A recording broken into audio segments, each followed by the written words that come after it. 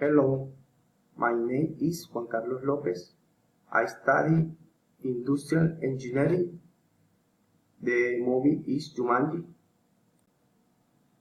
The movie is about four young people who fight again.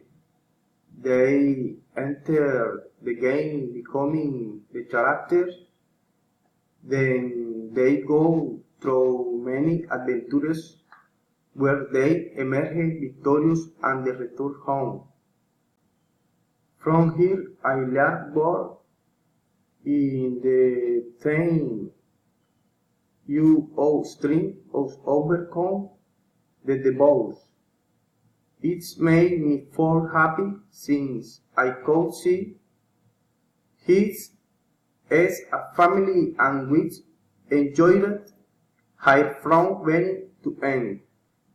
It relates to my studies.